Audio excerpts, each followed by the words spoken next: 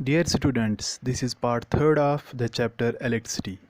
Here in this video we are going to discuss the circuit and circuit diagram and then the combination of resistors and also the electric energy and electric power. Let's begin the topic. Here first we will see what is electric circuit. So an electric circuit is actually a continuous and closed path of an electric current that is followed by an electric current. So this path is comprised of various electrical components, and the schematic diagram of an electric circuit that is comprising of the various electrical components like cell, electric bulb, ammeter and plug, etc. This schematic diagram is known as a circuit diagram. Now we will discuss the types of resistor combination. The resistors in a circuit can be combined in two ways. One is series combination and another is parallel combination. So starting with series combination, what actually series combination is when two or more than two resistors are connected in end-to-end fashion. Such combination is known as series combination. In a series combination, the resistors are joined with the terminal of the battery, and across each resistor the potential difference is different while as current remains the same. So here we can see the equivalent or the total resistance in a series combination. So here we will see what is the equivalent resistance in a series connection. In this figure there are three resistors R1, R2 and R3 connected end to end fashion with a battery of having potential difference V. So let the potential difference across the battery is V, then the total potential difference across all the three resistors would be the summation of individual potential difference across the resistors, that is V is equal to V1 plus V2 plus V3. If we apply Ohm's law, we know that total potential difference, that is V, is equal to total current I into total resistance, that is R. So here the total resistance is actually the equivalent resistance that we are going to calculate. Applying Ohm's law individually with to these different resistors, we get, since the current across the three resistors remains same, so we have V1 is equal to I into R1, equation second, V2 is equal to I into R2 and V3 is equal to I into R3. Substituting these values of V1, V2, V3 and V in equation V is equal to V1 plus V2 plus V3, we get R is equal to R1 plus R2 plus R3. Thus, we conclude that the equivalent resistance in a series combination is equal to the sum of the individual resistances and is always higher than the highest individual resistance. So we conclude that in a series combination the current across all the resistors remains same while as the potential difference is different. The total voltage or the potential difference across all the resistors is equal to the sum of the voltage across each resistor.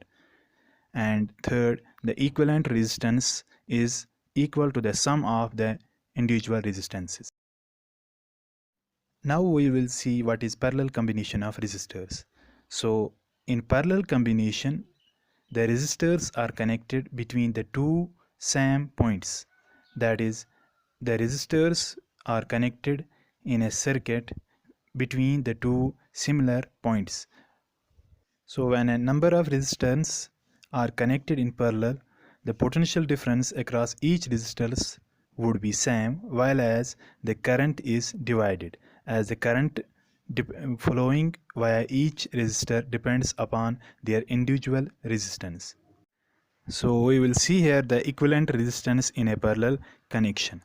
Here three resistors R1, R2 and 3 are combined between the 2 points and across the circuit having a battery of potential difference V and current I.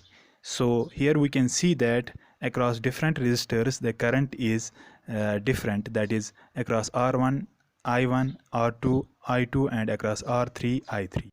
Let the total current is I, that is equal to the combination of I1 plus I2 plus I3. Applying Ohm's law to the whole circuit, we get I is equal to V upon R, that is equation first, and applying Ohm's law to these individual resistances, we get I1 is equal to V divided by R1, and I2 is equal to V upon R2. Similarly, I3 is equal to V upon R3, because here the potential difference, that is V, remains constant. Thus we arrive at 1 by R is equal to 1 by R1 plus 1 by R2 plus 1 by R3. Therefore, we conclude that the reciprocal of equivalent resistance in a parallel combination is equal to the sum of the reciprocals of the individual resistances and is always lesser than the least resistance of the circuit.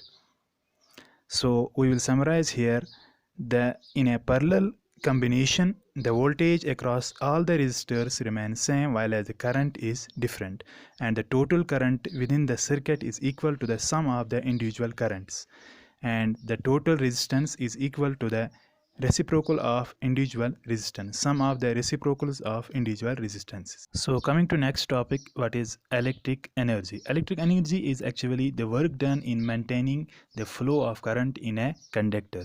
As we know that the potential difference, that is V, is equal to work done upon charge. Thus W is equal to Q into V, where Q is the charge and V is the potential difference. We also know that Q, that charge, is equal to I into T, while I is the current and T is the time. So W, that is work done, is equal to VIT, or work done is equal to I square RT. This work done is stored in the form of electrical energy. Thus, the electrical energy is equal to I square RT. The SI unit of energy is joule. Here we will also see what is the commercial unit of energy. The commercial unit of energy is kilowatt hour. What is kilowatt hour? 1 kilowatt hour is the power that is consumed when 1 watt of power is used for the time of 1 hour. So there is a relationship between kilowatt hour and joule, that is 1 kilowatt hour is equal to 1 kilowatt into 1 hour, and as we know 1 kilowatt is equal to 1000 watts and 1 hour is equal to 3600 seconds. Thus 1 kilowatt hour is equal to 3.6 into 10 raised power 6 joules.